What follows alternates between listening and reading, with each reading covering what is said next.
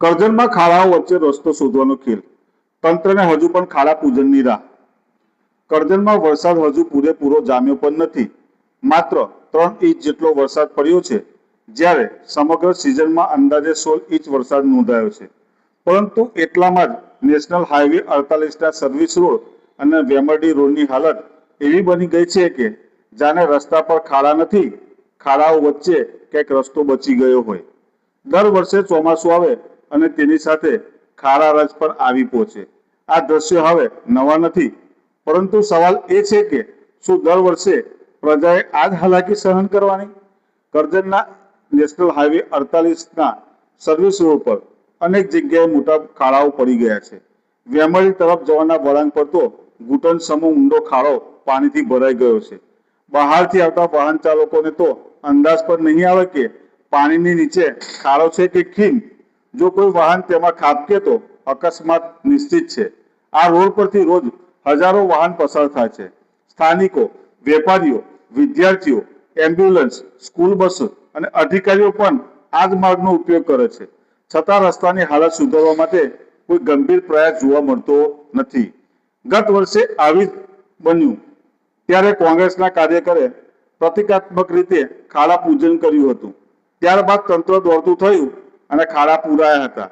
હવે ફરી એક પ્રશ્ન ઉભો થયો છે, શું તંત્ર ફરી ખાડા પૂજનની રાહ જોઈ રહ્યું છે કે પછી કોઈ ગંભીર અકસ્માત થાય પછી જ કાર્યવાહી થશે? વેમરડી રોડની સ્થિતિ પણ કંઈક અલગ નથી. મોટા અને ઊંડા ખાડાઓને કારણે વાહન ચાલકોને ભારે હાલાકી ભોગવવી પડી રહી છે. રોજિંદા મુસાફરોના વાહનોને નુકસાન પહોંચી રહ્યું છે. લોકોના શરીરને ઝાટકા લાગી રહ્યા છે અને ટ્રાફિક પણ વારંવાર જામ થઈ રહ્યો છે. સ્થાનિક રિક્ષા ચાલકોએ પોતાની જવાબદારી સમજીને ખાડા પાસે ટાયરો મૂકીને લોકોને ચેતવણી આપી છે. પરંતુ પ્રશ્ન એ છે, જે કામ તંત્રનું છે તે કામ હવે સામાન્ય નાગરિકોએ કરવાનું. રસ્તો વિકાસનું પ્રતીક કહેવાય છે, પરંતુ જો વિકાસના રસ્તા જ ખાડામાં ઉતરી જાય તો વિકાસના દાવાઓ પણ ખાડામાં જ સમાઈ જાય.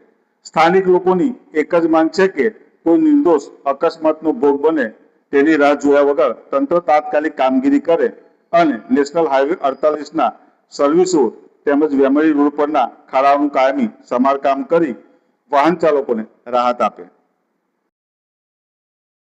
હવે આજે તમે જોઈ રહ્યા છો કે આ કરજણ નેશનલ 48નો સર્વિસ રોડ છે. ઘણા વર્ષોથી આ જગ્યાએ આની આ તકલીફ છે. બહુ મસ્ત મોટા ખાડા પડેલા છે. અગાઉ પણ અમારા તાલુકા કોંગ્રેસ પ્રમુખ શ્રી પિન્ટુભાઈ પટેલ દ્વારા અહીંયા ખાડા પૂજન થયેલું અને ત્યારે રોડનું ખાલી ઠીગર ઠાગર કરેલા. ત્યાર પાછળ એની એક પરિસ્થિતિ આજે પણ છે. આ એક અહીંયા તમે જોઈ શકો છો, એક બહુ મોટો અહીંયા ખાડો છે. ગઈકાલે અહીંયા એક ફોર વ્હીલ અંદર પડી અને એના બમ્પરને ને બધાને પુષ્કળ નુકસાન થયું છે, આગળના એન્જિનના ભાગે. એવો જ એક કાગળ ખાડો છે. પરંતુ આ બહેરું ને મૂંગું તંત્ર ફક્ત ભ્રષ્ટાચારમાં રાખેલું છે. આ લોકોને પ્રજાની પડેલી નથી. તમે અત્યારે પણ જોઈ શકો છો, પ્રજાની કોઈ પડેલી નથી. એ લોકો બસ ઓફિસમાં બેસી અને વહીવટ કરવાનો, એ સિવાય એમને બીજું કંઈ આવડતું નથી. આ ગુજરાતની ભોળી જનતા એવી છે કે આટલો અત્યાચાર થવા છતાં પણ એ લોકો ભાજપને વોટ આપે છે. ખરેખર હવે પ્રજા જાગી ગઈ છે અને પ્રજાને ખબર પડી ગઈ છે કે વાસ્તવિકતા શું છે. હાલની પરિસ્થિતિમાં અહીંયા કરજણમાં આ લગભગ છેલ્લા 2-3 દિવસમાં 2-2.5 ઇંચથી વધારે વરસાદ નથી થયો અને સિઝનનો આખો 12 થી 15 ઇંચ વરસાદ થયો છે. તે છતાં જો આ પરિસ્થિતિ હોય તો સુરત અત્યારે પણ તમે જોઈ શકો છો, સુરત કે નવસારી વલસાડ જેવો જો વરસાદ પડ્યો હોય, સુરત નવસારી વલસાડ જેવો જો વરસાદ પડ્યો હોય તો પ્રજાની શું દશા થાય? હાલની પર આ જ પરિસ્થિતિ આ બાજુ છે ને પેલી બાજુની સાઈડે છે. બંને રોડ પર આ જ પરિસ્થિતિ છે. બસ અમારી માંગ એક જ છે કે વહેલી તકે આ રોડનું મરમ્મત કામ થવું જોઈએ અને જે જવાબદાર કર્મચારીઓ અગાઉ કામ કરેલા છે એ લોકોએ કામ કર્યા છે એની ઇન્કવાયરી થવી જોઈએ. અમારી આ સખત માંગ છે. ડભોઈ જવાનો રસ્તો છે અને અહીંયા એટલો મોટો ઊંડો ખાડો છે કે લોકો વારંવાર પડે છે, છતાંય કોઈ તંત્રને કોઈ ઊંઘ ઉઠતી નથી. અને બીજું વસ્તુ કે અહીંથી કરજણ ચોકડીથી ઇનોક્સ સુધીના તદ્દન બહુ મોટા ખાડા પડેલા છે. અને આ બીડબ્લ્યુ ખાતું છે કે અહીં છાળું આવીને નાખી જાય.